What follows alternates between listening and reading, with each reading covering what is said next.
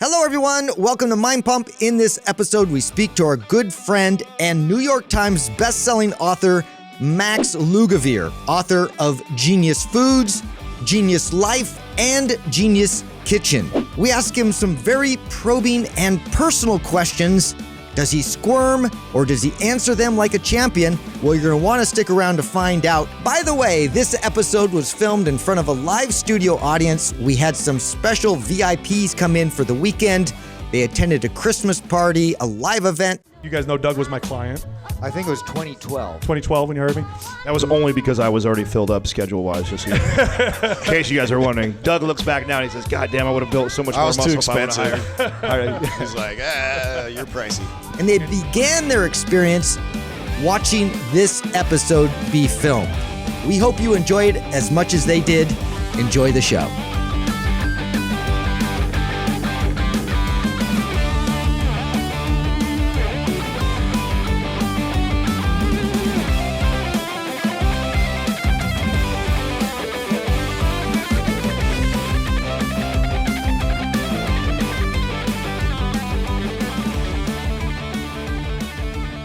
We're going to do a personal episode with you, man. Yeah, we don't want to talk any science at all. No. None? Yeah, We want to know about you. Personal? Yeah, we want to know all about... Well, let's start by talking about your current episode that you just did with Joe Rogan. I think in today's time, getting on Joe Rogan is like getting on Oprah, right? Like, I mean, that's a big deal. So Yeah, did you feel it? Was it a big... I mean, because you crushed it, too. You did a good job on that. Thank you so much. I was definitely anxious, like going into it because his average is about 3 hours in length for an episode. And I don't think I'd ever done, been on anybody's podcast for that length. Maybe you guys, but we've done long ones with you. Yeah. Did he offer weed? He didn't, I don't think explicitly offer that, but What an ass. he offered coffee and, he did offer like a B12 shot when I came in. He has like a nurse. A shot? A shot. That's funny. In the butt. Very cool. No, because he I has don't want any weed, but yeah, go ahead. he has a nurse there that I guess was like during COVID was doing like the on-site testing. But now what she was, and she's lovely, she was doing, you could choose either like a B12 shot or an NAD shot or something like that. So they offered that to me. I want that. Yeah, Doug. it was cool. I want that here. I didn't. You just take a shot of stuff? You didn't partake? I didn't partake because I just didn't know how it would You're such a square. make me feel. I think we And tried to was- get you high the first time you came in here, didn't we? I was just, I was Do like, you remember? I wasn't nervous. I was just anxious about like, I didn't want to get on and then like have like diarrhea of the mouth, Oh, yeah. because there were so many things that I had like thought about talking about. And You want to be calm. Yeah, I want to be calm. I learned that a long time ago. I used to get hyped up for stuff, Yeah. and then I'd get hyped up anyway, and it would just make me anxious. So Yeah. I'm like, I just Have you seen how refined this guy's got? That's why we sent him to do all the He podcasts is, now. yeah. He's gotten really good. Sounds great. No, he is. He's Stop. definitely He's got polished. the, like got the SoundCloud gift. guy. Yeah, he Stop likes it. That's it. He so likes dumb. it. Yeah, Anyway, big deal. So what is a big deal going on there? I mean, in terms of like business followers, did you get way more attention? I mean, those it was DMs look like now? it was a big deal because for one, like he's, Rogan is somebody who I tremendously respect for what he's built, for the kinds of things that he's, stuck his neck out to say, especially over the past 2 years. So, it was in many ways like meeting somebody who you really look up to. So that's always kind of like Sure. a nerve-wracking, anxiety-inducing But not experience, literally. right? He's pretty short in person, yeah? Oh my God. He is. I'm He is. taller, but he can kick my ass for sure. Like he's a ball of muscle, the dude. So Yeah. I mean, He's jacked. he's super jacked. Down to earth, did you feel like you were kind of bust in and bust out, or did you feel like you really got to hang and get to know him? What did it feel like? Yeah, I felt like there wasn't a lot of chit chat before or after the recording, but when the mics became hot, he was immediately disarming and super charismatic and personable, and you could tell right away why he is what he is. He just makes you feel instantly at ease, like you're like an old friend, and that was surprising because like I actually didn't know like the angle that he was going to take with me. Like, was he going to try to like assess my, see like where I'm coming from and size me up or anything like that? But he seemed genuinely interested in what I had to say, and he was very warm and it just created this like perfect runway for me to talk about all the things that I had wanted to talk about, like, cause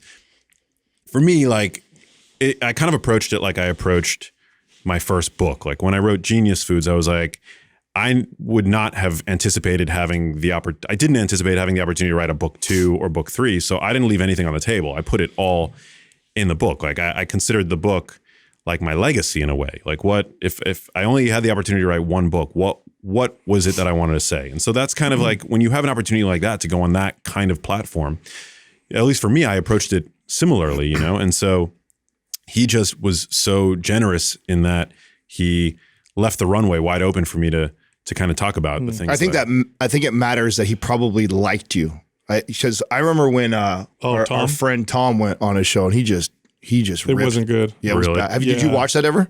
I think I did, yeah, It was a while ago. It's tough to watch. Yeah, it felt like Tom's people like connected with Joe's people, and it was just like, listen, I'm a big guy, you're a big guy, let's do something together, and we can cross pollinate or something like that. And Joe's like, who the fuck are you? Like, okay, come on. And then I think he just was hammering him with shit, from the get. Well, I think if there's anything that Joe is, he's like a bloodhound for authenticity, you know, and I don't know, a lot of these people in the personal growth space, and I'm not saying this about Tom, but I don't think that there's always the authenticity there. Like once you peel back the marketing. You don't think? Yeah, I mean, we made a career on that to try to expose that. I mean, yeah, it's terrible. It is. Yeah, and especially in our space. I think it's not just our space. You see it in outside of fitness too. It's kind of the model. You get to a place where you make a little bit of money, you have some success, and then the next pivot or move is to sell other people on how to do the same thing as you. When you know that 99% of the people never will do that, but there's the most money made online is teaching others how to make money. So you teach them how to do the same thing in these mastermind groups. It's like, I feel like it's the model that everybody does. Yeah, it's just interesting. You're I mean, obviously we liked you right out the gates because you're so, I mean, you are, what you see here is how you are in real life. You're very real and very balanced and honest. And that's what came across in that interview. What's up, everybody? Today's giveaway is MAPS Powerlift. This is a powerlifting-based workout program. Here's how you can win. Leave a comment below this video in the first 24 hours that we drop this episode. Subscribe to this channel. Turn on notifications, do all those things. And if we like your comment, if we say, hey, you're the winner, we'll let you know in the comment section that you got free access to MAPS Powerlift. Also, we got a sale going on this month right now. We took all of our best at-home workout programs and we discounted them tremendously in an at-home holiday bundle. So here's what you get. MAPS Anywhere, MAPS Suspension, MAPS Prime, and the No BS six-pack formula. This would normally retail for over $330, but right now you can get all of them for only $99.99. This sale ends at the end of the month. So if you're interested or you want to learn more, just click on the link at the top of the description below to get yourself set up. All right, here comes the show. I did want to ask you about another interview you did because there was one show you went on, also massive, however, extremely polarizing. Not your interview, but the person who interviewed you. And I remember when you went on there, you texted me. I hope you don't mind me saying this. I don't mind. No. You texted me and you're like, I wonder, this is about to come out. I wonder what kind of response it's gonna get because we talked nothing about polarizing issues. I talked about health and nutrition like you always do, but because it was who it was, we're talking about Tucker Carlson. Yeah. And you know, when you got the invite, what did you think? Because he's like, obviously people, he's on the right, he very polarizing with politics. Very. Probably one of the most polarizing kind of mainstream people in that space. He wanted you on to talk about Genius Foods and talk about nutrition and health, but you were like, oh crap, what's this going to do? What was that like? Did you get attacked just for going on his show, even though you didn't talk about anything but the first thing, it was for me, it felt so out of left field to be invited on to that platform that I thought I was being trolled by like the vegan cartel or something. being invited to some remote location where it was. How tough is that cartel? They all have scooters. We're going to kill you, but we're tired. I'm not kidding. It was like a real concern that I was going to be invited somewhere and that was going to be the end of it. Oh, wow. That really crossed your mind? I swear. Yeah, I swear. I'm not That's funny. Yeah. And, but no, we had a conversation with the producer and. Didn't you say you went and hung out at his place? Didn't you go to his, like where the recording things? Is it on his property or where's it at? It's not on his property, but he records remotely, like in a barn somewhere. Like it's very nondescript. Yeah. You'd never know. And inside, it's like this. I think that's how he's operated for a long time. I think this is public. He used to do it in DC, and then he was attacked. Like he was attacked on the street, and it just became Oh, I unsafe didn't know that. for Did him. you know that? No. Yeah, there was something that like That's so crazy. I mean, yeah, there was something that because so you know wild. he's obviously very very polarizing. He's a public figure, and so yeah, so I was lured out into like the middle of nowhere, and were you still like questioning it while you're going out there? Like up until seeing him, yeah, No way. I was nervous. Yeah, Bag I over your swear. head. Yeah, put this mask on, please. you had your pocket mace ready. Well, it's interesting because like you get to a certain like because you know for me like building a following was never really like. I mean, it's been a good way to litmus test the impact that I'm having in the world, but it was never my intent. Like my intent was to learn as much as I could about health and nutrition and to share that with whoever would listen. But I never would have anticipated like having any degree of like a profile in this space, right? And so I've never really gone through the lengths of like I'm kind of an open book, right? Like if there are things that like notable people who are like public figures have to do to make sure that their lives are more private. Like I haven't done any of those things. So, you know, who knows, like if they would have like found me somewhere and just like reached out, you know, I mean, my email address is like fairly easy to like, to figure out, you know, but, You're a lovable guy. It's not like the same. I don't think it's the same as Tucker Carlson for sure. Well, I mean, I want to hear what happened after you went on because I saw some of Yeah. the comments on Instagram and it was cracking me up. yeah, well, the vast majority of my following, especially over the past 2 years, because I have not been neutral on the issues that I thought were important to talk about over the past, similar to you. Yeah. Right. So like, I mean, I think generally less interested in politics than you are. So it's not like we all are. What? I think we all are less interested in Sal is. Yeah, I've always considered myself apolitical, but over the past, you know, a couple of years, like with the pandemic and the arbitrary lockdown stuff and the masking and the just sort of like black and white thinking about everything and the mandates, I've put my foot out, right, and I've like kind of like broken silence on just a small handful of issues that I thought were really important that I couldn't keep to myself, and so I've done a good job, I think, of like pruning my following to the point where like They kind of knew kind of what to expect. yeah, but some, when they saw that I was on Tucker Carlson Show, were like, how could you go on his show? I'm unfollowing, you're the worst, you know, like I did get like some of those hate messages, but I was happy to receive them, you know, because like those people would have jumped ship at some point. They weren't there for me. Okay, so I love that attitude because I feel like if you get, I don't know, if you gain some kind of notoriety or authority, so let's say you do a good job, you're communicating a message, you're selling a product, whatever, and then you gain a bunch of notoriety, but the way that you present yourself is not kind of, I guess, not super real or authentic, you can almost put yourself into a prison a little bit. Like I know somebody like this where she did something or she said something that all of a sudden could be perceived in one particular direction and had this huge blow up because the people that followed her kind of had no idea on some of the stuff that, you know, or some of the directions that she went or felt. So I feel like that's a smart strategy as you continue to grow, just kind of be who you are. It is weird though that it's interesting. You know what I love about health and fitness the most is that it used to not be political and polarizing. It was really, you know, I could talk to anybody about it and I could help anybody. That's what I said to you, I think, when you told me about Tucker Carlson. I'm like, well, you're talking to his audience about getting healthier. What should it matter? I mean, at that point, like who you're going to talk to about like core values of things that'll help anybody. Well, the platform shouldn't matter. It's the message that matters. Yeah. And so for me, I was like, at a certain point, I just kind of had to realize and like embrace that as like a sort of guiding philosophy, you know, that my North Star really is to help people no matter what their political beliefs. Like, I don't care what your political beliefs are, you know, like if you could be like, I don't know. I mean, if right now Kanye West wanted to sit down and have a conversation with me about like what he can do to use food to improve his mental health, I would be more than happy to have that conversation with him. You know what I'm saying? He needs that. Well, speaking of polarized, what do you think about the Liver King? Oh man. Huh? Well, Were you surprised? I was not surprised. No, I was not surprised. I mean, Yeah, it really came out of left field, huh? yeah. If only there were signs. Yeah. If only there were signs, you know? I mean, okay, so we speculated, we were talking about this when we were, Doug, me, and Justin were talking about this, that I think that he knew it was always going to eventually happen. Like people were going to figure that out at once. I mean, sooner or later, the bigger he got. I think he didn't care. I think he knew that would happen, and I think his strategy was if I get up into the millions of people, when the backlash comes and the fallout happens, I lose 30%, but that's still 50%. I'm still making. Think he thought it all through like that? 100%. Did you read all the emails?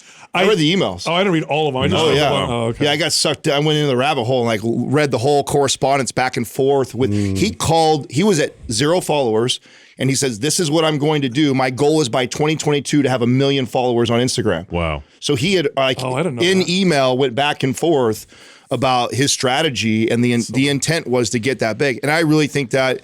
You have to know that eventually you look crazy that it's gonna get found out. Yeah. Especially if you get that big. So I think he knew he would get found out, and then when he did, it wouldn't matter because I bet his business is doing just fine. Did you see what he was taking?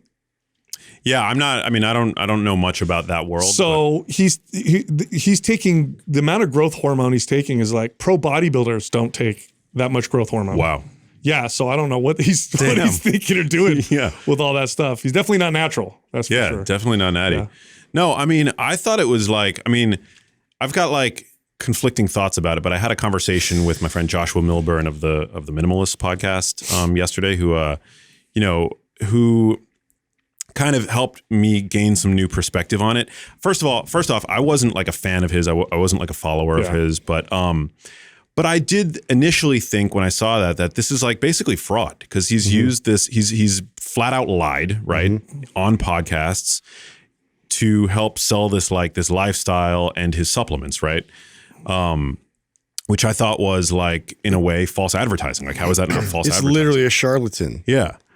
But if people, did it like, what type of harm did it do? Like, did people like adopt his principles and then get healthier as a result? And if so, like, some of his stuff was just a little too extreme. Yeah. Like, just eating raw. I think the only mistake he made was denying it so hard. Had he just avoided it, it would have been fine. Yeah. Because I agree using that as a way to get attention to then present a healthy, good message.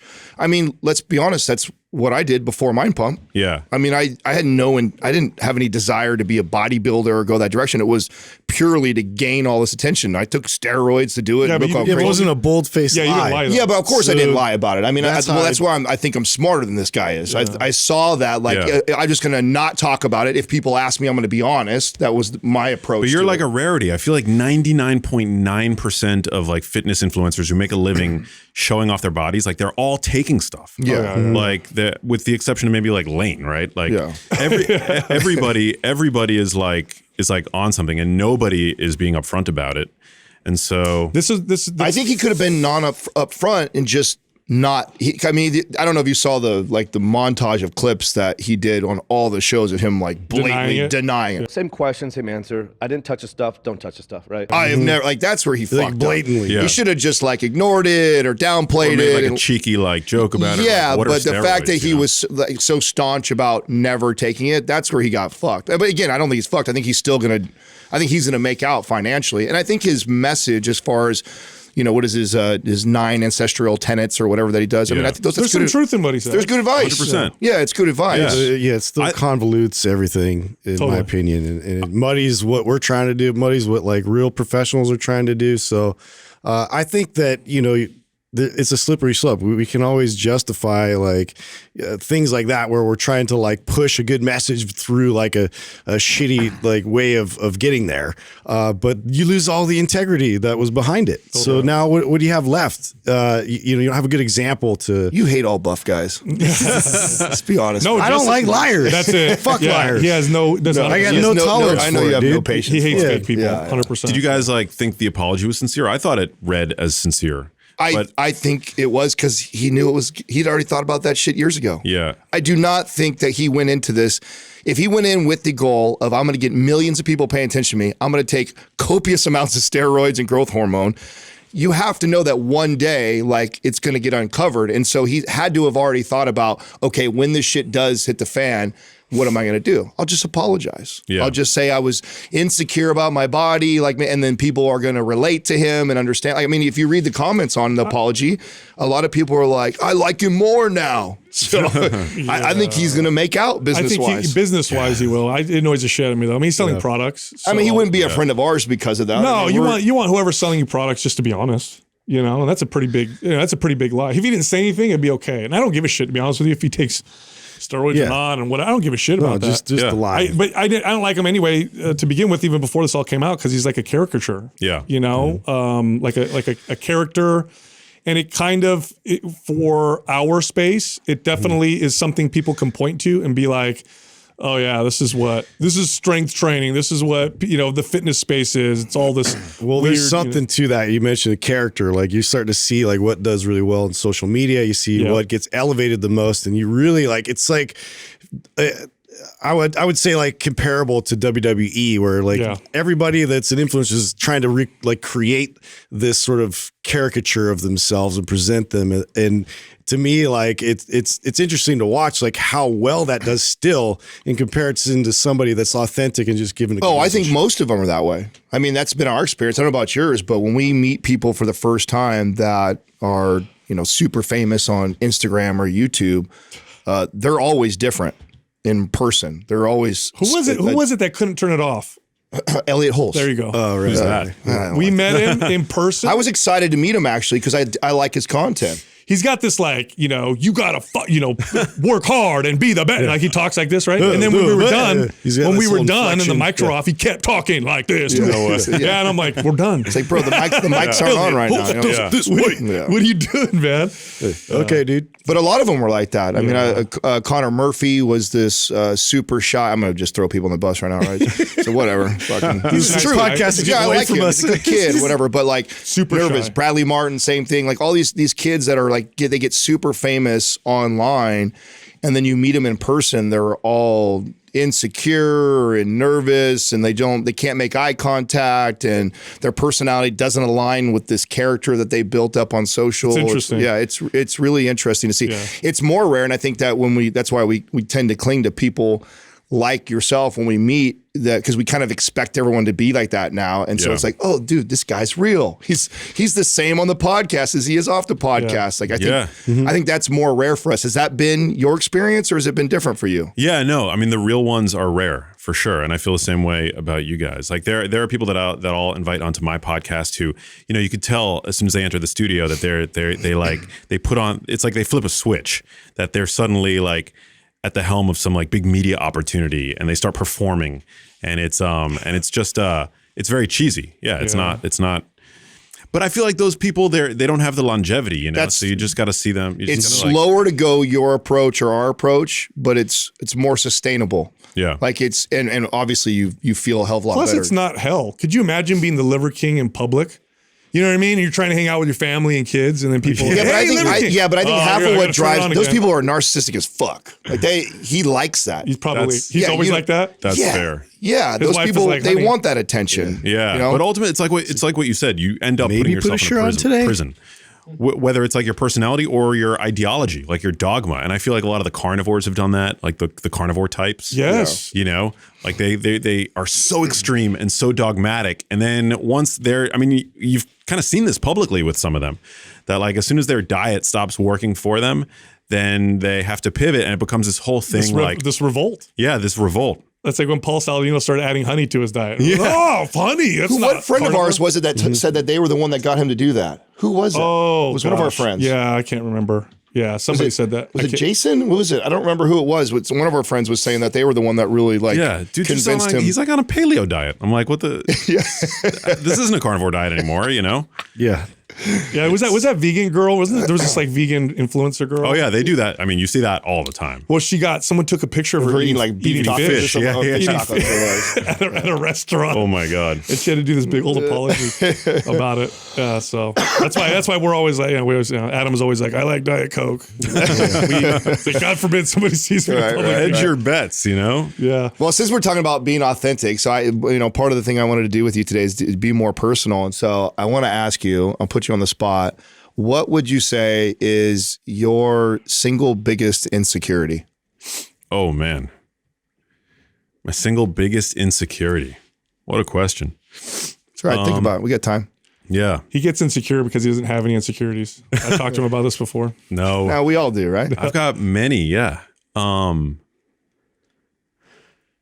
mean, I think like, occasionally I have like imposter syndrome, which I think is common when you're, I think doing anything, honestly. I think like, I don't know anybody who, especially once you get to a certain like level where, you start getting like a little bit of praise, but along with that praise, you get like criticism too. And for me, it's like, I have never misrepresented myself. Like from day one, I got into this because of my mom. I'm not a medical doctor. I didn't go through the academic channels, and I try to do the best I can at learning and then teaching what it is that I'm learning. And when, I have a shift in terms of my, a belief or whatever that I have about whether it's food or lifestyle, I try to be as transparent and open as possible. Right. But like, I feel like the criticism sometimes from people that don't agree with me for their own ideological reasons, whether it's like the vegans or dietitians that are trained a certain way and see me as being a threat because I'm not a dietitian, but I'm kind of like encroaching on their territory.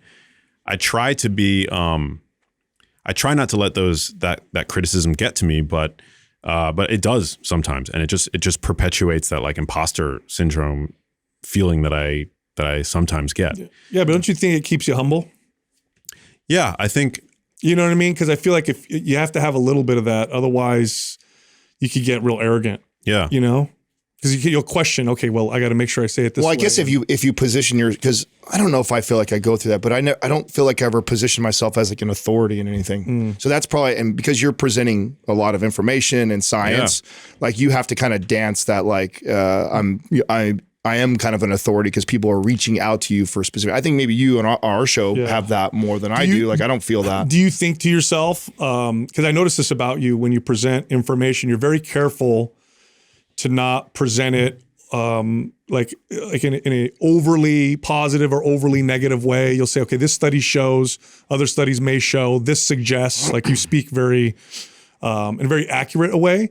Do you think to yourself like, okay, what I'm saying now is going to be recorded and it needs to stand the test of time. So I got to make sure I position myself in a way where I'm not being too, one direction or another. Yeah. Yeah. I mean, I always try to couch what it is I'm saying with the acknowledgement that science evolves and that what we believe to be true today might be overturned tomorrow or next week or next month.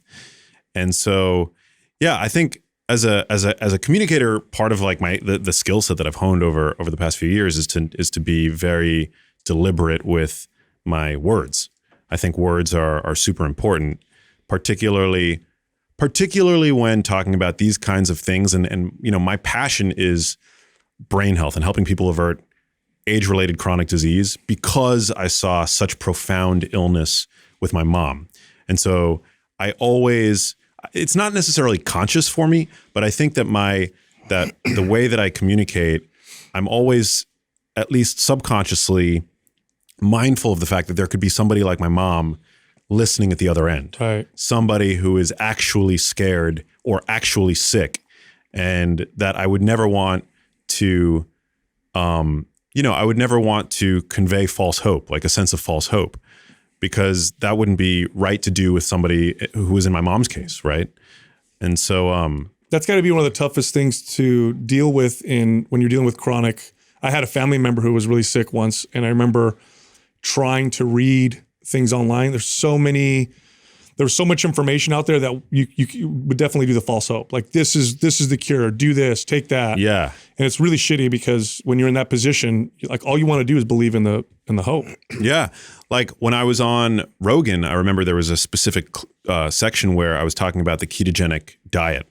And, it's funny because I talk about, if you so much as talk about the potential benefits of a ketogenic diet in any context on social media, you're labeled as a keto zealot, right? By like the fitness influencers and the like. And I have talked ad nauseum about the ketogenic diet. I've written, like a significant portion of my first book, Genius Foods, was about the ketogenic diet because the ketogenic diet is incredibly relevant to neurological conditions, right? Like it's a diet that, unlike any other diet, dramatically changes neurochemistry. And so it has to be talked about in the context of like dementia. So anyway, I was talking about it on Rogan, and I remember being like making a point to say this is not a cure, but if I were to have developed dementia, if I were to ever develop dementia, which is, by the way, for my genes, very possible, right? Like I'm genetically at risk, and I have a family, member that had the condition, that I would for myself try a ketogenic diet because there is some evidence that it might provide at least a short-term improvement for patients. But yeah, again, very, very careful not to portray it as a cure because it's not, right? But despite that nuance that I go through great lengths to add, I still get hate from people who are like, "Oh, Max is just a keto, zealot or whatever," because people get these like thin slices of like your message on social media out of context oftentimes, and they have this like picture of you, right? Totally. Like, so. Yeah. What kind of kid were you growing up? Yeah. I think I was like a pretty curious kid. Were you popular? I was popular when I was in elementary school, and then I went through a phase in like middle school and high school where I felt, I think, really like maladapted. Did you move to like a different area or something like that, or did you stay in the same area? Because that's not normal for like a kid to like fall out of popularity from like sixth grade. What could you have done? I kind of did. Well, he peed himself. That could do it. Actually, that could do it. That sticks with you. Let me tell you. Yeah.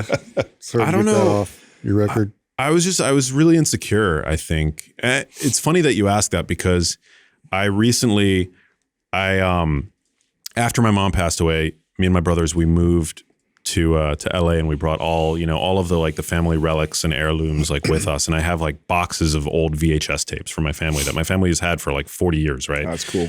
And I recently went on eBay and I bought a VCR and the tech to digitize like some of those tapes. So I've been going through like old family tapes. And there was like this joy that I feel like I saw in myself as a child that wasn't really there when I saw clips of myself in like high school. Oh, interesting. Yeah. And I don't know if this happens to all of us, but what was it?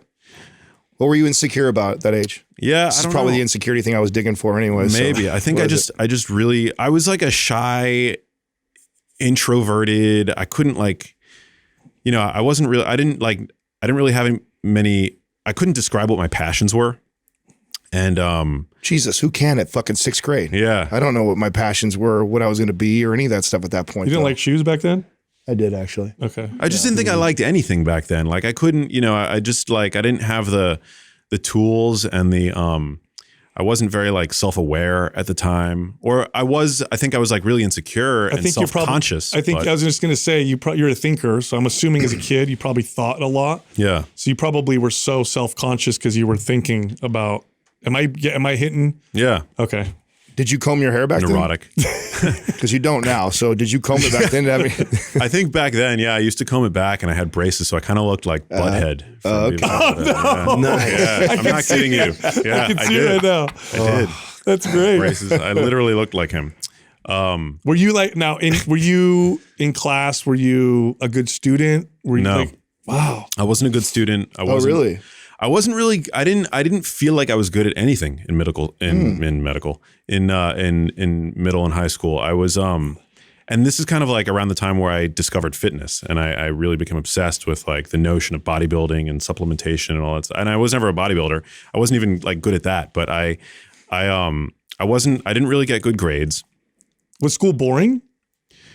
It was just I was a procrastinator. I just couldn't put my mind. I couldn't like orient my mind around like schoolwork and studying and things like that. I just had a lot of difficulty doing that. But there was always this weird paradox because despite that, my always very mediocre grades, my teachers always really liked me.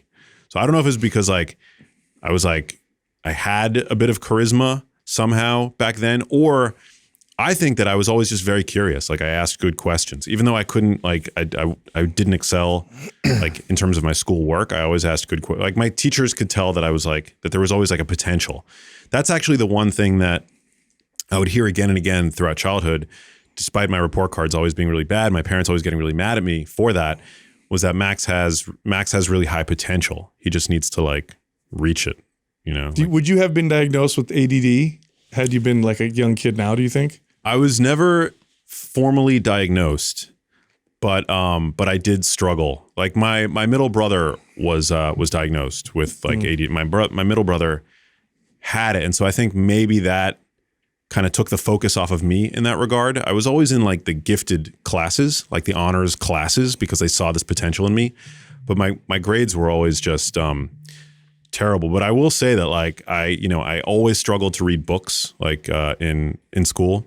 I don't think there was a single book that was assigned to me out of the dozens upon dozens of books that you have to read as a student that I ever like even got halfway through any of them. Yeah, me too. Like I found a way to like, cheat my way, not cheat, but like Cliff Notes and like to finagle my way out of like ever having to have read them, because I really struggled. And even today, like I don't do well with like long form. It's weird because I can write. I've written 3 books, but I'm just like I can't like, yeah. But you do audio? I struggle with audiobooks too. It's really weird. I struggle with them, because here's the difference between audiobooks and podcasts for me that I think makes the difference. In audiobooks, the signal to noise ratio is like super high. So if my attention wanes even for like a second, I've like lost the plot and I have to like back up. You know what I'm saying? It's like it's really hard for me with audiobooks. Podcasts are I get a lot from podcast conversations because it's like the signal to noise ratio is low enough where my brain can kind of like tune out for 30 seconds and then I can come back to the conversation and I really haven't missed that much. Have you actually tried to speed the audiobooks up before? Which sounds like that would be the opposite of what you do. So I'm the exact same way. And the very first time we met Tom Bilyeu, he said that he listens to books at like 2.5, 3 speed. I'm like, that's ridiculous. And I explained to him like, oh, there's no way. I'm just like you. I get distracted really easily. He goes, no, you'll see, you'll pay more attention because it's at a faster rate. And sure as shit, I pick up more on an audiobook at 2.5 speed than I do at regular speed. Interesting. Because all it takes is some other noise or something like that, where I feel like I can multitask because it is kind of just forces you to focus? It does. It forces me to focus because the words are coming so fast, and I find that I retain more at a faster speed than I do at a slower speed. Wow. That was like one of the coolest hacks that someone's ever given me before. I'll try it. Generally, because you have to work up, by the way. Like you can't go like, oh, Adam said 2.5 speed. You jump from regular to 2.5. You have to go like 1.5 and then 2 and then 2.5, work your way up there and see if you notice the same thing that I did. Interesting. It blew my mind. I think I've tried. It's just the signal to noise ratio with audiobooks is so high that like it gives me anxiety, Actually, I get like a little bit of that as well. But yeah, I've struggled like with that, which is interesting because I mean, that's one of the things about my books is that I try to make the takeaways like really it's like a book where like I love writing about like facts, and things like that. I don't like weigh readers down with my books like with anecdote and stories. I just want to like get to the point, That's how I wish more books were like that, Like Jordan Peterson, I think, for example, I think he's a great speaker. Couldn't get through like any of his 12 rules was heavy. 12 rules, yeah. Like it's just like get to the point. What do I need to know about lobsters? Like Yeah. It could have been summed up in 2 pages, right? Yeah. So you said you're a bit of introvert, and I can relate to that a lot. How did you work through that? Because you're presenting yourself all the time on these big stages, big platforms. You're very articulate in your delivery. Like, when did you start getting good at that, and how did you do that? This is a good question. I think at a certain point, and I don't think it was until I was in my early 20s that I realized that I had this like appreciation for performance.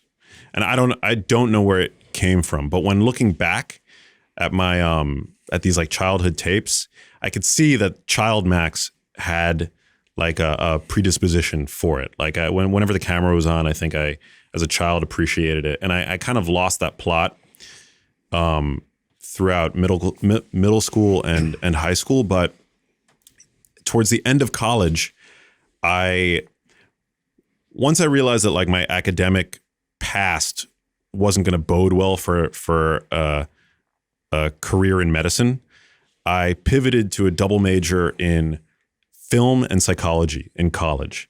And so I really gravitated to storytelling. I became really interested in storytelling in part because I realized that I was creative as well, that I was like a good storyteller. Not necessarily that I was like an on-camera talent, but that I was really viscerally affected and understood like movies, you know, and like storytelling devices in movies. And music is always something that like really got under my skin in a way that like was, I think, like unusual. Like music has always resonated and film has always resonated for me in a way that like wasn't really as casual. Like my relationship with media was never as casual as it was for my peers, you know? So I ended up double majoring in film and psychology, and it landed me a job. And this first job out of college was where I really realized that I was comfortable in front of the camera and that I also enjoyed it. I ended up becoming a journalist for a TV network that Al Gore started in the US. And so immediately after graduating college, I was put on TV. And that was like, I learned on the job there how to like. What kind of journalism? I didn't know that about you. Yeah. What were you covering with that? It was sort of like MTV meets CNN. Or I mean like CNN back before it became yeah. But that's how I would always have described it. You know, it was So what kind of projects like would they put you on? Who would you? Yeah, I would talk. It was like a news and information network for young people. So whatever like younger people were talking about, like at the time, whether it was like technology or interesting, or politics or fashion or religion or whatever it was just like a smorgasbord of like ideas. We actually used to call it like a tapas bar of ideas. That was like what the network aspired to be. And so I would pop in and out on the network 24 hours a day, like as one of the main hosts and journalists of the network, talking about like ultimately like whatever I wanted. It was a dream job. I didn't get paid a lot. It didn't make me famous or anything. Do you have a bunch of old clips stored away somewhere? I do, yeah. Oh, you have to share that with Andrew. I want to share those. That would be great to share those on the show. Face. Yeah. It was so fun. But yeah, that's where I kind of learned that I enjoyed like, you know, and I think excelled at like, you know, communication. Did you start when you started working out? Was it because you got bullied or because you felt insecure like a lot of people, or did you just get into it? It wasn't. I never was bullied, thankfully, ever, which was I think a great thing. I'm very grateful for that. I got into it. I was really into like superheroes when I was in high school. And I wasn't Favorite one. And I wasn't an athlete, but I wanted to. Yeah, who's your favorite superhero? I was like a big. You can't just breeze through this. Yeah. Okay. Details. Justin's now awake. Yeah, dude. Sorry, I was like asleep. Now I'm here. Dude, well, I was a big Wolverine? I loved Wolverine. Yeah, he was probably my favorite. Yeah. Big X-Men fan, but I also really liked some of the. I was a much bigger Marvel fan. I collected all the Marvel Masterpieces cards. I had like all the comics, all the X-Men cards and everything. But like, I did love Superman and Batman and Robin. I really liked Robin. What? Wow. Yeah, Nobody likes Robin. Wow. Yeah, nobody likes Robin. I really liked Robin. Why? For some reason, I don't know. At least you didn't say Aquaman. No, I really liked Robin. I don't know why. I think it was just like he was like the underdog. He was like the little like protege that I just like. I like that's funny. Yeah. Who do you think out of the three of us you would most likely have been friends with in high school? Come on. Duh. Sal, I feel like. Yeah. We have a lot in common. Yeah. As you're talking and talking about your experience in school, it's like identical. Yeah? It's really weird. Yeah, it's hard for me not to jump in. It was the same. It was the same. Because I love, you and I both have a passion for learning, but in school it was like, I wanted to pull my hair out. It was so like boring and just, and same thing, procrastinating. I think just neurodivergent. I don't know if you've ever looked into neurodivergence, but that's probably part of it where, obviously you like learning, but putting you in a traditional setting is very challenging for you. But you learn it. Like the best I learned is if I read something and then talk about it. Then I'll learn the hell out of it. Yes. If I could talk about it. Yeah, there's that saying, the best way to learn is to teach. Yeah. And that I like completely like underscore that with my own personal experience. Like I learn and then I teach. And one of the ways that I learn is I read something and then I like write about it. Yeah. Yeah, absolutely. It's a great way to learn. Yeah. And discussion and debate is my favorite, which gets my family members get annoyed by it, but yeah, I love it. That kind of stuff. Have you seen some of the insecurities that you had as a kid play into favor for you as you've gotten older, like that have helped you or that made you really good at something because it was such a deeply rooted insecurity? Can you connect any of that? Yeah, interesting. Well, I think that part of the whole like not doing great in school thing, you always kind of have this insecurity or this inner sort of monologue of like, am I smart? You know, like, am I a smart person? Like, am I competent? And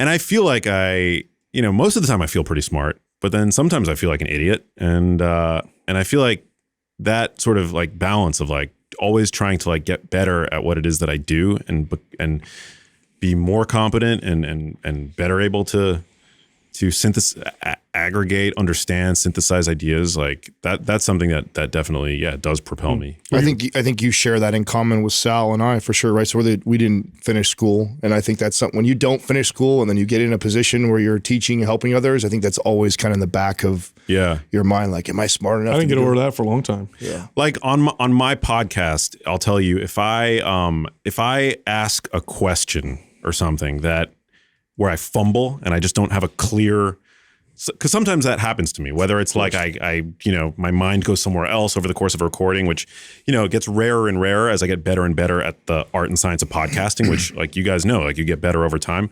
But if there's a moment where I stumble and ask a question that's not very clear, I feel like an idiot. Like I actually feel like I'm like a moron in that moment. Yeah. Like it affects me. And it takes a lot of work for me not to want to go back and edit that and retape the question and ask it more clearly. Do you have a standout moment which one do you recall? No, I can't think of any off the top of my head, but I think early on in the recording of the podcast, I did do a little bit of editing, and now I don't do any, because for me, it's like, I want to be fucking like as authentic as humanly possible, you know?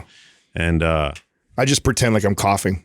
You just you're coughing. That is your move. Hey, hold on. That actually happened. Yeah. Where were we when that happened? That was Luke's story down in L.A. He was interviewing us when we first started. Adam lost his train of thought. So he's going on, and he lost his train of thought, and so he starts coughing.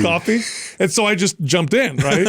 And I just took over whatever. And then afterwards, Adam's like, hey, I really wasn't coughing. He goes, I forgot what I was going to say. You guys are so lucky. It's brilliant, though. I wish I would think of that, because I'll just freeze. I'm like, oh fuck, I forget. Adam and I would just be quiet. Just let him freeze. They just let me sit in it. I appreciate that, you guys. Leave me hanging out here. You're funny. When the first time, I'll never forget the time that we got Justin high at the other studio, and he thought we were making fun of him, and he got during the show. Yeah, during the show. We're recording. It was very defensive. It was a great episode, and we're going back and forth, and Sal and I were having a good time laughing, and Justin thought we were like laughing. He just like pushes his mic away, throws the mic out, and he walks out. You guys, I'm out of here. Stomps out of the studio like mid-recording. We're like, oh shit, like pacing up and down the main street. When was this? This was like the previous studio. 20. Yeah, this is early days when Doug used to let us get high before we So how were you with the girls in high school and middle school? Because now you're like Mr. Eligible, super eligible bachelor and all that stuff. And we'll get to that. But when you were in high school, junior high, were you popular with the girls, or because you were shy, were you not super popular? I had a lot of female friends, but I didn't get like the sort of attention that I like wanted. I was like a frustrated, girls I think were like, I was in the friend group, but I was like in the friend zone for like all the girls that I fancied. How old were you when you lost your virginity? 18. Oh, okay. Awesome. Yeah. Freshman year of That's younger than Adam. Wow, it is younger than me. It was either freshman or the quick answer. No, it was freshman year of college. I can't remember if it was like first or second semester, but yeah. But no, like girls were like nice. I wasn't like, like an outcast or anything like that. Like I had like a group of friends, many of whom were girls, but I was just like frustrated, like I don't think girls were like, I didn't feel like girls were attracted to me in high school until like maybe the very end. Maybe do your hair. Stop I did. No, his hair. What's wrong with his hair? Well, I mean, he's handsome as fuck, so he can do that. You know what I'm saying? He can still come in, but I always tease him that he looks like he literally just rolled out of bed and just rock it. Okay, so now it's called uncombable hair syndrome. That's actually a real thing. I mean, I'm just jealous. That is a real Let's thing. be honest. Did you guys know that? Sounds made up to me. No, it's not. What did you just say? There's a real syndrome called uncombable hair syndrome, and it's No, like this. there's not. I swear to God, Doug can put it up on the screen. It's real. This is and what these I kids always have find out of people. like, who Give me some moose. To make the hair- no, they have crazy hair, and you can't do shit with it. And there's something to do with the keratin or the hair where that's it. Like you can do whatever you want. You wet it. You do I whatever don't you want believe with it. it. It's fake news. No, Doug's gonna pull it up because it's a real. Is it a thing, Doug? It is a thing. Pull up the picture, Doug, because the TV's not showing it. Hair. I don't think Max has this though. No, he has fantastic hair. No. Put the screen up because you guys got. I didn't even know this was a thing. This is a real I feel like thing. there's a syndrome for everything now. No. Okay, look at that. Yeah. Oh, wow. That's Just poof. That's so rad though. Look at that kid. I'm so gonna make a meme with one of those little It kids' seems faces. only out here. affect blondes. Yeah, look at that. Oh, is that true? I don't know. Just looks all like- the pictures are blonde. You know what's They're weird? full of static electricity. You know what's weird? You're the perfect person to ask this. The things that make you cool and attractive as an adult man make you dorky, nerdy, not attractive when you're in high school or Yeah, it's middle weird. school. You know what I'm saying? Yeah. Like what's up with like some of the stuff that maybe girls don't like or find attractive about you before now probably is way different. Like your communication skills and Well, yeah, it is weird. All the like the best looking kids in high school that seemingly had it all put together were the athletes. A mess now. A mess, yeah, and beer bellies, like because I think you take for granted that You which is- peaked.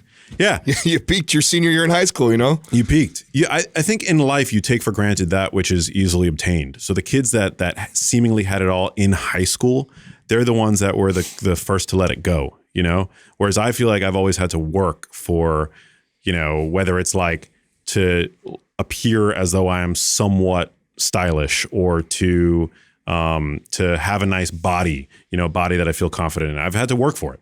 Like I've had to dedicate myself to learning about like, you know, the value of protein and lifting weights and hanging out with people like you who inspire me to, you know, to that one day I'll have even like an eighth of the, you know, the muscularity that, you know, that you guys have, you know, it's like, so I'm I've just absorbing all this. Keep going, dude. Tell me more. Tell me more. but that's it. It's like you have to work for it, and then I think that gives you a certain level of grit in life that then has a spillover effect into other areas, whether it's like your work life or your relationship life. You just you covet that which is, you know, attained through It's hard interesting work. you say that because I said on the show the other day that was kind of controversial about this idea that having all the money, having all the opportunity, having that we assume that that's a place of privilege. I mean, and depends. it really does because when I look back at all the challenge, and by the way, I went through my phase of feeling sorry for myself, the challenges and struggles that we had growing up. But I look back now and I actually, when I look at my friends in high school and stuff like that, and I look at all the things they had, all the opportunity, all the privilege they had versus what I had now, I actually think that that was an advantage for me to have experienced that at such a young age because it built so much character in me early on that has served me later on in life. And that this idea of, you know, having all the money, having all the opportunity is this great place of privilege, I think is such a backwards way to look at it. And is it necessarily true that, because I used to think that like, oh man, if my parents had as much money as my friend or they could have paid for college, I would have went to some, you know, 4-year degree and I would have had this and I would have done that. And then when I look back, I'm like, So it's so weird. I just literally this quote. I just sent this to my son this morning. It's Marcus Aurelius, Stoic philosopher, and it says, "Love the hand that fate deals you and play it as your own." I think that's the difference, right? Because you can be in whatever situation. It's all about what you do with it. And I think oftentimes when people have a lot of things that are easy, they're not able to use those opportunities or those whatever you want to call them potential advantages. They don't And maximize if anything, it might make them lazy or it might make them. well, yeah, it's like a muscle. Not If you don't, tough, if you get know? everything and you don't have to work it out, Yeah. you don't have to develop it, you don't have that strength. Then life, like real life, hits you as an adult, and you're so weak in that area because you didn't have to face any adversity. Where I felt like I built all this resiliency as a kid, not even realizing that when life hit me as an adult, those problems didn't seem that big to me because of the stuff that I had gone through. And I think now that was a massive advantage to the point that the biggest argument and struggle that I have with my wife is how much adversity do we want to manufacture for my son, because he's going to grow up in a total different lifestyle than what I grew up in, and I value that. And so how do I, how do I raise him from a place of privilege and then also find a way to manufacture this adversity so he gets the benefits of building that resiliency through childhood and adulthood? I think about it all the time. Just steal his shit every once in a while. Just throw toys away randomly. Yeah. Oh, it's no food this week. Isn't that weird? Anyway.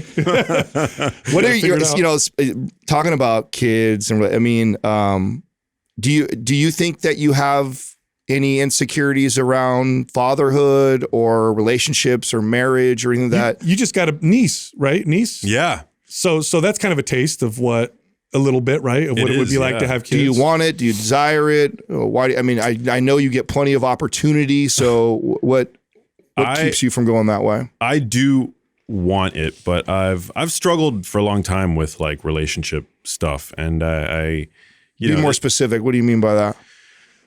Oh man, well, are you terrible in the bedroom, or you don't pick up your clothes? You forget to brush your teeth?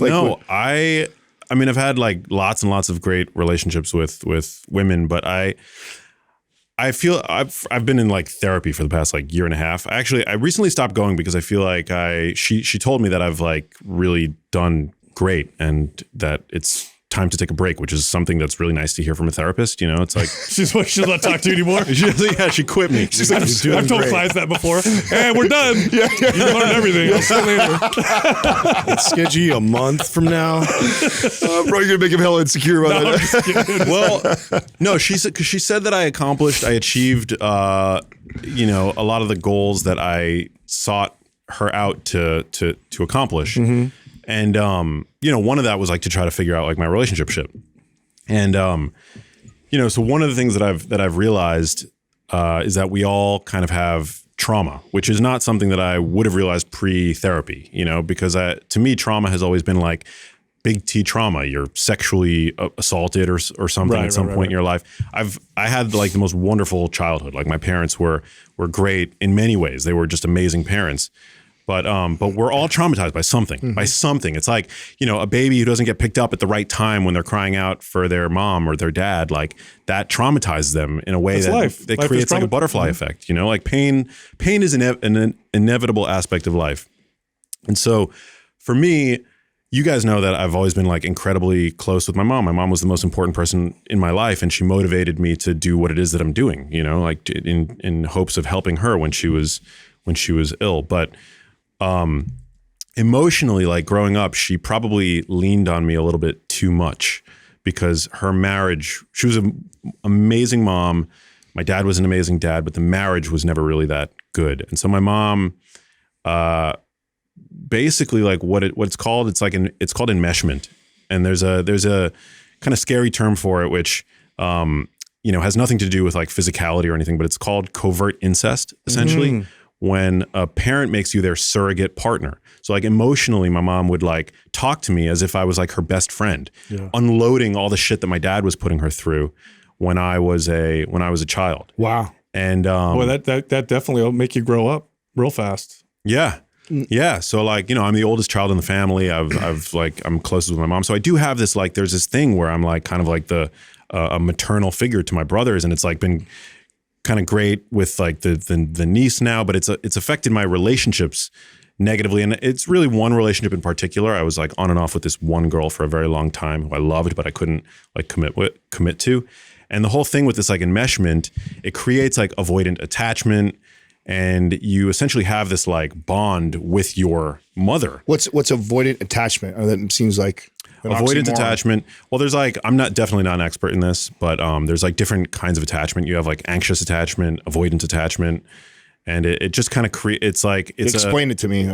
Yeah, it's like you in relationship, you kind of are like the more avoidant person. Like you're the one who like doesn't want to commit, doesn't want to commit, aloof. Yeah, exactly. Okay. And then the anxious one is the one who like is more neurotic and is the one that's like, do you love me? Do you like me? Yeah, all that stuff. So tell me, what are some like common things that you fuck up in the relationship? Then like you just because you don't care, the girls say you don't care enough, or you act like pretty much like the minute that I historically, and this is starting to change, thankfully, with awareness about the the root cause, but it's like historically, whenever I would start to get the sense that a girl liked me, that's when I would retract. I would like pull back, and I'd be like, oh shit, this person likes me, and then I would like be like unresponsive via text for 4 days. Oh, wow. And and dick. Yeah, it creates this like this boundary. Okay, so does this? So, because someone might listen and say, well, you haven't met the right person, but maybe do you think this is preventing you from meeting the right person? In other words, I wonder if this would make you more attracted to a girl who plays the same game. That's what I was going to ask you. You know what I mean? Where she does the same thing, pulls back, so then you reach forward, then you pull back, and Well, what it does is it typically will make me attracted to girls who are not the best for me, and it makes girls who are not the best for me attracted to me. And so it's led to no shortage of like dating opportunities in my life. So what does that look like? Are those girls that like don't give a shit and they're not really or do you attract to ones that are like totally chasing after you? They're typically, historically for me, the girls that have undealt with trauma in their past. Usually like the daddy issues and things like that, which firework relationship, huh? Yeah. And so be a good reality show to follow you around. Yeah. No, it's crazy. Yeah. It's like this crazy thing how we're all sort of like puzzle pieces, and like we find the ones that are our counterpart through the ether. Craziest thing that's happened to you in a relationship? Oh man. You definitely attracted some crazies, I know. Well, yeah, for sure. So I found out that one of the more recent girls that I dated, but like had a more significant relationship with, was a madam. Oh, wow. And you didn't know? I didn't know. That's awesome. I had no How did that idea. unfold? I had no idea. Well, we were not together when I found out. I knew intuitively that she wasn't the right person for me. What were the signs that she was not the right person? Because I can't imagine Matt. Like, okay. Way too many text messages. Yeah, it was just like a feeling. Yeah, I mean, there were some obvious like red flags, but for me, maybe there were red flags that were in the moment kind of exciting. But that's a good example of like, you don't become a madam unless you have like trauma. Some might describe as daddy issues. I don't actually know what hers. We didn't, we hadn't dated for that long, but that made her very attracted to me because I was very avoidant with her. Right. And so we had a very significant, or at least relative to my other relationships, period where we were dating. And it was like actually really fun for me because I got to put in 0% effort, and it only made her more attracted to me. Yeah. And that's the kind of cycle in my own life that I want to break. Right. Like I'm aware of it, and I've tried. I'm working really hard to break it. But the biggest and most painful aspect of it for me was that for many, many years I was on and off with a girl who, we in many ways we weren't right for one another.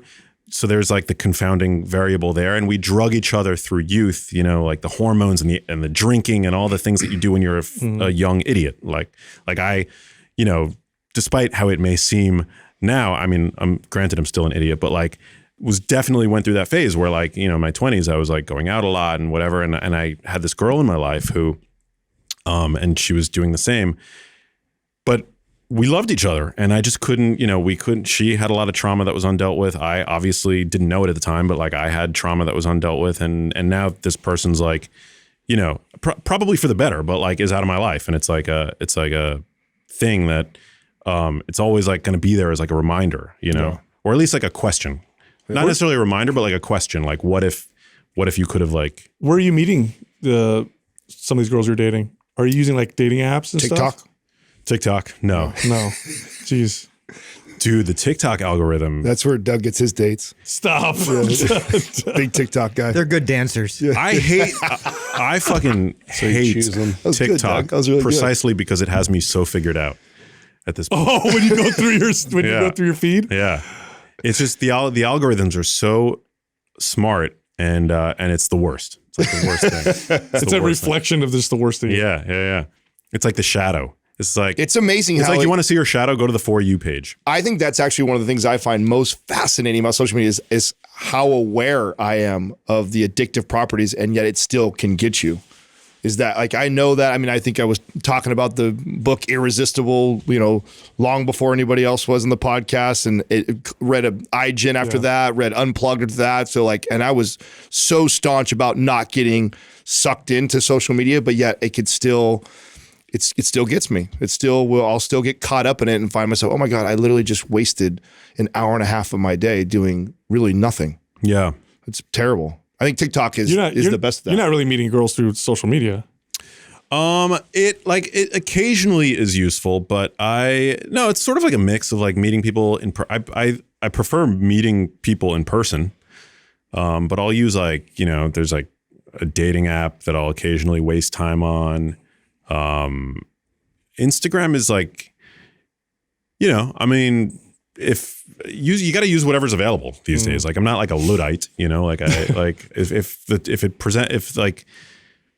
the tools are there, I'll use them. But yeah, I also don't like, it's not like a big, I don't focus too much on it. I'm like, I've got other, who is it? Like Aristotle said that the intellectual is somebody who's found something more interesting than sex. Like dating is, important to me, but I tend to be pretty wrapped up in my own world of like, doing my thing, like, like the podcast, which I derive so much joy from, writing my books, like all the other things in my life. Like, I feel like I have a pretty rich life. And so I don't feel like I'm wanting for anything, but it would be nice to like, yeah, I don't know. Well, let me hear about your niece. Cause I remember you were so excited. Well, last time I saw you, I think she had either just been born or was about to be born. I think last time I saw you. Yeah, probably just about to be You were born. super hyped about it. So what's that? Because when I just knowing you, I think you're going to make a great dad one day, great uncle or whatever. You were so excited about. So what's that like? You're close with your brothers, so you see. Yeah, super close. You see them all the time, or? Yeah, my family is super, super close. I credit that to my mom, who made sure that me and my brothers were best friends, and we are.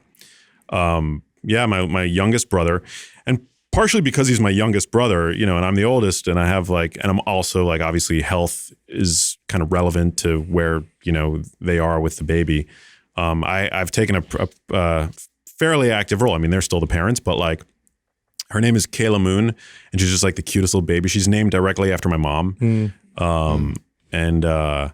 Yeah, she's like adorable. She's like this, her nickname is Mrs. Baby. We just call her, we don't even call her by name. We just call her Mrs. Baby. Yeah, that's great. Yeah. Wow. And it's the two uncles, right? You and your other brother. Me and my other brother. Is this the first grandchild? Grandchild? Yeah. Oh my gosh. First so it's baby. Little girl, 3, dad, 2 uncles, grandpa. Yeah. Spoiled. Yeah.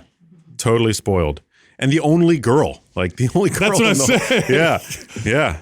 It's amazing. She's so cute, learning all about like the differences in the different formula types and like all this stuff. It's crazy. That's awesome. How we were talking about social media earlier, and whenever we bring that up, I just think about how much more, I don't know if it's more important. I think it's always been important, but how much discipline plays a role in, I guess, leading a good life, it's not so much can I get things, but rather can I keep things away, or can I stay focused here, or not indulge in all these different potential avenues or whatever. Do you structure your life around those types of things? I know you work out. I know you try to eat right. Do you do that with other things as well, where you try to maintain a certain level of discipline? I think the other thing in my life that I've been pretty disciplined about has been like music practice, which is something that I love to do, and I love the process and the journey. It's not something that I aspire to do professionally, but playing guitar and like singing and occasionally even songwriting, which I've done in the past, but not so much anymore. But yeah, like I really enjoy like that, like playing music, which is also incidentally really good for the brain. It's one of the things that lights up the whole brain, right? More than almost anything else? Yeah, because it draws on so many different cognitive domains. It's like hand-eye coordination, proprioception, the emotional cortex is engaged when you're like, really in that sort of flow state. So yeah, I really like it. I dedicate I think a fair amount of time to, outside of my fitness, it's probably the next in line thing that I dedicate. Do you do it on a schedule? Were you playing practice? Or I used to. I was taking weekly like singing lessons for a while for the first time, which I've been doing it for I've been like singing for a long time, but like or like a relatively long time. But then I, during the pandemic, decided to take like remote lessons, which, by the way, I think it should be something that like more people consider doing. I think people have this like sort of binary view of what it means to be musical, but singing is like a physiologic like phenomena. Like anybody can sing. Not everybody's gonna have like a tone that they necessarily like. I don't give them hope. The same way that like you can increase your balance, you know, I think like people can learn to not necessarily become a great singer, but like They everybody threw can, me out of church, bro. I can't even go to church. Really? Yeah, it's that bad, dude. everybody can play basketball, but not everybody's gonna be good at it. Basically, it's the same thing. You gotta use a sport analogy. Yeah. A sports analogy. Oh, now for I Adam get to it. get it. No, just because every once in a while, the other day we were doing a podcast and there was notes on Tom Brady that he was going to bring up, but I brought it up on purpose. It was like I knew what the hell I was talking about. It's a good time. How much has your life changed since the success from the book? So, especially with money, like as you start to come into money, how much has your life changed, and what's your relationship with money like?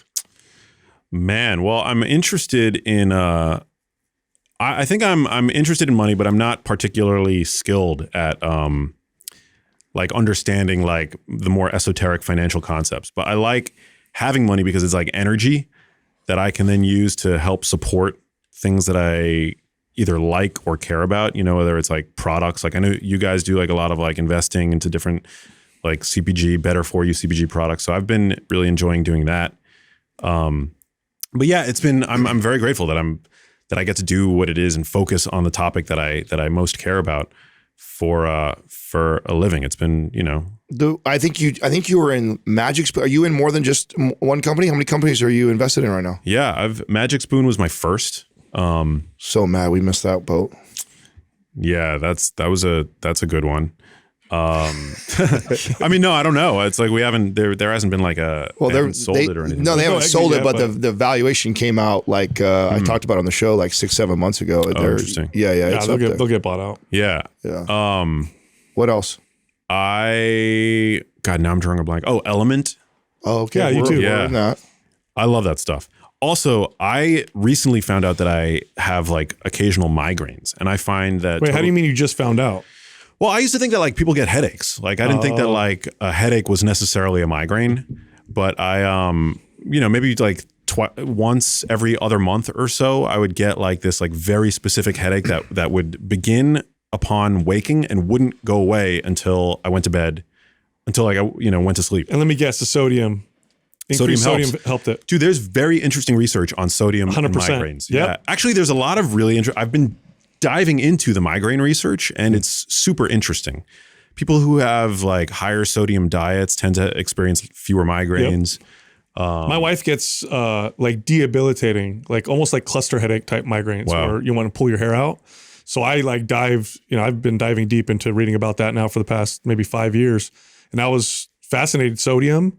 There's also a CNS component where for some reason you get this crazy vasodilation in the brain causing these throbbing headaches. So, things that can be like almost like vasoconstrictors, or maybe in that category, like caffeine can help. Really interesting. It's a weird, I guess, medical condition because they really don't know how to treat.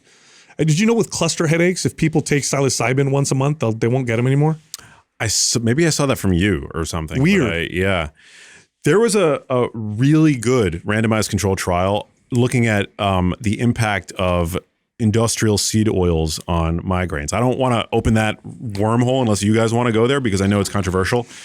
But it was it's actually one of the better studies to reference in this conversation about like, okay, are seed oils good for us or are they not so good for us? Did you see this RCT? I did not. I'll send it to you. So basically what they did was they took 3 groups of people with chronic migraine, right? And first group stayed on the control diet. Second group, they gave about 1.5 grams of omega-3s a day, which is well known. Omega-3s can resolve the inflammatory cascade, so broadly anti-inflammatory. And then the third group, they gave omega-3s, the same dose, but they also told them to dramatically cut their intake of grain and seed oils. Industrial grain and seed oils. And what they found was that the group that both took the omega-3 supplement and cut their ingestion of grain and seed oils saw double the magnitude of the effect that just the omega-3 group saw. Wow. Yeah. And they controlled for fat intake. So this wasn't just that they were consuming fewer calories, right? Because they were told to avoid these grain and seed oils. They supplemented it with they replaced the fats. Yeah. And so it's not just the anti-inflammatory effect of these omega-3 fats. They saw, and this is relevant because migraines are a neuroinflammatory event, right? And so I've been arguing this whole time that we don't know the effect of chronic, consumption of these oils, what that effect is having on our cognitive health. And, brain health is something that, like, when we say brain health in quotes, like, this is something that takes decades to manifest as like a condition, right? But migraines are more acute. And so I thought this study was actually, I think this study is super solid advice. Evidence. Is the reason why, like, when people finally show symptoms of cognitive decline, is it because I've read this as well, that it probably started decades earlier or a decade earlier, right? But then the symptoms didn't become kind of evident until like 10, 15, 20 years later.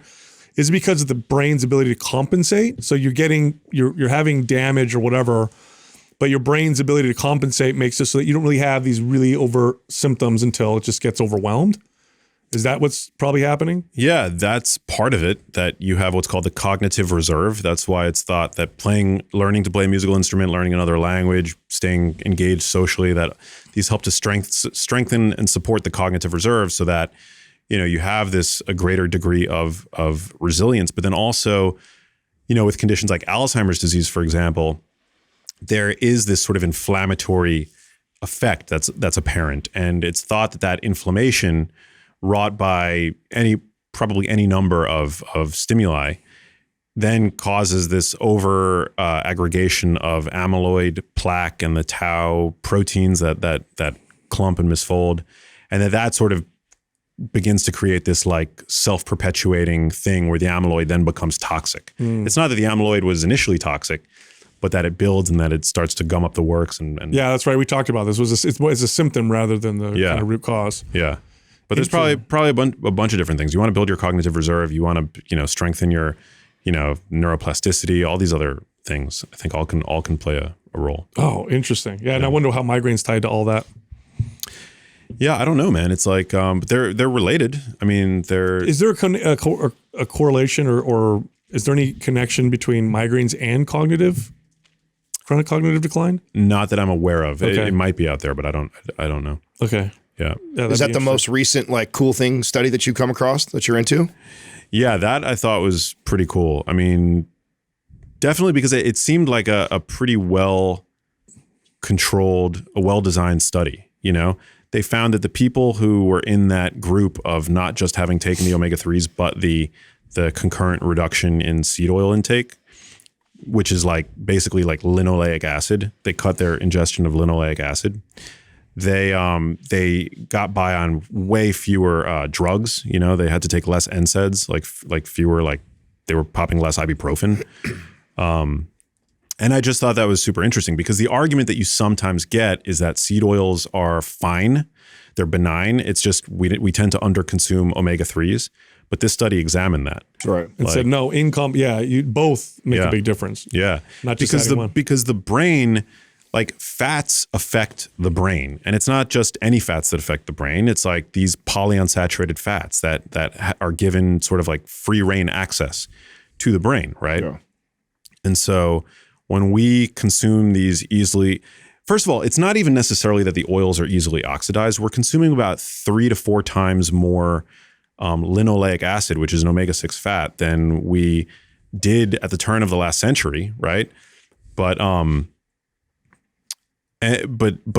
then you also have to counter in, like, you have to add in like context, right? We're consuming them from these these after they're derived, we derive them from these industrial processes that damage the oils. We're consuming them in the context of a low antioxidant diet, right? Like antioxidants are usually found in whole foods where these fats are found to protect those fats, but we tend to underconsume those today. And then that's just like one part of the larger exposome, which I think is a cool way to think about this, like just the sum total of exposures that we have on a daily basis that are also like affecting the brain. So that's interesting. That's interesting. I never considered that consuming, I guess, I don't know, pro-inflammatory or pro-oxidant compounds with antioxidants that would be maybe present naturally balances it out. But because we take these oils out and remove all those other potential antioxidants, now we're just getting this kind of pro-inflammatory, pro-oxidant qualities. Wherever you find polyunsaturated fats and polyunsaturated fats in whole foods, totally fine. And I also don't think that, like, I think, you know, it should be said that I don't think that seed oils are the smoking gun for all of our problems. Like, I think a lot of people on social media will suggest that. I'm not saying that, but I do think that we need to be a little bit more critical of this, particularly because in nature, wherever you see polyunsaturated fats, you see a proportional amount of vitamin E, which is like there in nature to protect these fats from oxidation. So, and which is just, by the way, one of the antioxidants found in the whole food matrix, right? When we extract these fats from the whole food matrix, we ingest them after they've been, you know, exposed to oxygen, to heat, to all these, you know, oxidation catalyzing processes. And the milieu in which these fats are being consumed now more so than ever before, we tend to underconsume antioxidants such as vitamin E, which is like literally one of its roles in the body is to prevent fats from oxidizing. It's to prevent lipid peroxidation. 90% of Americans don't consume adequate amounts of vitamin E. And the more PUFAs, polyunsaturated fats, you consume, the higher your need for vitamin E gets. And we tend to underconsume that among other. I have an analogy that's kind of interesting. You typically don't, for example, sugar in nature is almost always in combination with like fiber, right? Like if you eat fruit, very different effect than if you drink fruit juice. Like if I drink a glass of apple juice, you would see very different effects on my body than if I ate, you know, the 3 apples that it took to make that glass of apple juice. So it's really interesting. You know, we evolved with things being in combination. When we separate them, you tend to see challenges. Yeah. I mean, I used to be, you know, if you would have asked me like 5 years ago, like what I think is the most pressing problem, I would have probably said something like we're consuming like too many carbohydrates or something like that. But now I think my view has shifted, and I really think that it's the preponderance of ultra processed foods, like primarily in the standard American diet. It's these other compounds that we're now told to just like ingest blindly, like the grain and seed oils, which are again these like ultra processed food-like substances that are extracted from the whole food matrix. And I just don't think that's worked for us like in the past. And didn't we look up on the show the other day of like what they were originally made for, like for engines or something, like lubricants for engines or whatever? You mean the oils? These oils? Is that they true? were. Yeah. Like used for like lubricants for like engines, right? Yeah. If not just flat out waste products, like which was the case with grapeseed oil. Which was like which is now essentially a byproduct of the winemaking. Yeah, industry. I think you can connect most of it to heavily ultra processed foods because one, they make you overconsume. That's a big deal, right? You overconsume even a healthy diet, and you start to see a lot of problems. But then two, I mean, in essence, they're frankenfoods because we take things and put them in to make it super palatable or give a long shelf life, and there's really no consideration for how those compounds are typically present in nature. And why is that important? Because we evolved with food. So there's this coevolution that kind of goes on. And so we take these foods, we take compounds, plug them in, don't consider any of the ways that they normally present themselves. Plus you want to overconsume these foods. And so you just have this kind of recipe for disaster. And I've seen this where they've connected. I mean, if you want to make a chart that matches the obesity and chronic health epidemic, it's the consumption of heavily processed foods. It's like the more of those we consume, the more of those problems we start to see. And I think those are the two main reasons. And I'm sure there's probably more, but those are the ones off the top of my head. Yeah. Do you think you're going to be somebody who remains as a public figure for a long time, or do you have like an exit plan when you get to a certain place business wise? Oh man, good question. I love what I do, and I don't feel like, what is that saying? It's like, find something that you love to do and you won't feel like you work or something. Like I didn't do what you love and you'll never work a day in your life. Yeah, something like that. Like I actually love what I do and I love creating content, and I get really inspired when I read studies, for example, like that migraine study that there's this truism, unfortunately, that it takes about 17 years for what's discovered in science to make its way into day-to-day clinical practice, right? So granted, a study like that, it's one single study, it's a small study, it's probably not something that like is going to change overnight clinical practice. But for me, I get really excited when I read something like that has the potential, I think, to the critical reader to change somebody's life, for the better potentially. And so that's what gets me out of bed in the morning. And so long as I can keep doing that, like, and remain open-minded enough to keep reading and assimilating new information, and then creating content via, mediums that are around now, but maybe devised in the future, I feel like, I'll definitely continue doing what it is I'm doing, because I love it. So the introvert in you doesn't want to just kind of like disappear. Fade. Fade away. Yeah. I mean, I think that it would be great. It would be great if I could figure something out where it didn't need my, like the podcast obviously only goes if I'm there. Right. My social media only goes if I'm there behind it. I'm not good at delegating, like, for example, podcast production or my social media to others, because as a creative, I'm a bit of a perfectionist with that regard.